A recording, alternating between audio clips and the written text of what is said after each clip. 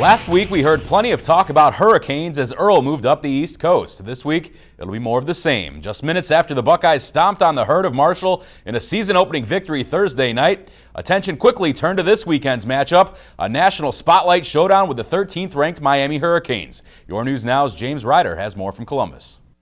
This week, the Ohio State Buckeyes welcomed the Miami Hurricanes to the Horseshoe. It's the first meeting between the two schools since they met for the 2002 National Championship. If that's what they want to use for revenge, I mean, that's 8 years ago.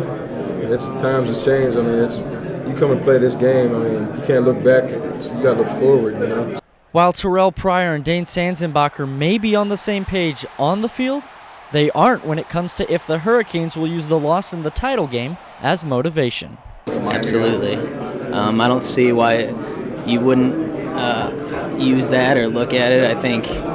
I know our guys are going to be talking about it too, because I mean it's the last meeting and it was a huge game, so it's always going to be a part of the picture. The Buckeyes' current roster features 9 players from Florida, which may serve as extra motivation for that group.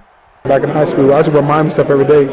He's always called Mr. Hurricane Boy, because that's all I wanted to be. I went to a game every weekend, the Florida State game. I went to all those games. For now, me to be playing here and get to play against that team is just a tremendous honor for me. Although not everyone in the Sunshine State was cheering for the home team, Chimdi Chekwa, a New Orleans native, was pulling for the Scarlet and Gray. I just moved to Florida, and I didn't really know too much about Ohio State, and everybody was on Miami's bandwagon, so I figured I'd take the underdog. 8 years ago, some of the current OSU players considered themselves underdogs to be where they are now. You're not in junior high sitting there on the couch watching the Mike Dosses and all those great players out there thinking, oh yeah, that could be me one day, so it's wild.